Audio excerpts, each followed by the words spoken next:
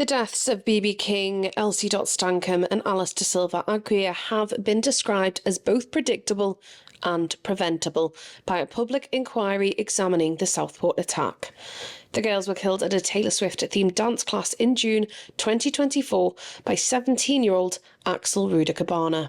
First, the attack on the 29th of July would not have occurred if AR's parents had reported to the authorities the full extent of what they knew in late July, including on the day of the attack.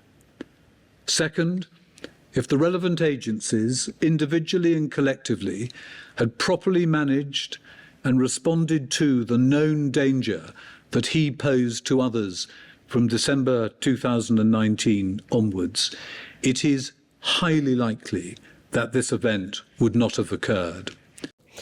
Now the inquiry's first phase has concluded with a stark assessment of what went wrong. Its chairman, Sir Adrian Fulford, identified what he called a culture of responsibility being passed between agencies, with no single body taking ownership of the risk posed. The attack that led to the death was preventable. There was a serious failure by a number of relevant agencies over the preceding years to share risk information about the perpetrator, assess the risk he posed, and act on that information in an effective multi-agency way so as to mitigate the risk. Chris Walker from Bond Turner Solicitors, who represents the families, said the failings extended from parental responsibility through to state agencies, describing their performance as totally unacceptable. So there are three layers of concern here. First of all is the legal framework, which is going to form very much part of phase 2 of the inquiry. Second of all, at a more local level, there's the individual failings of the various agencies, which include Prevent, Lancashire Social Services, Lancashire Police, CAMS, FCAMS. Every one of those agencies, if they'd have done their job properly, the attack would never have occurred. There is also the parental responsibility and the failures of the parents to prevent the attack.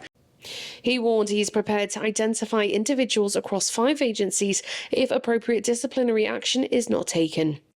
We should conclude phase 1 of this inquiry by focusing our thoughts on the deceased, the other victims, and all their families. Nicola Ryan Donnelly from Fletcher's, representing families of injured children, said the event must never be allowed to happen again. We move forward to phase 2 with the hope and expectation that these recommendations will be actioned and that change will follow. That is the legacy that our children deserve.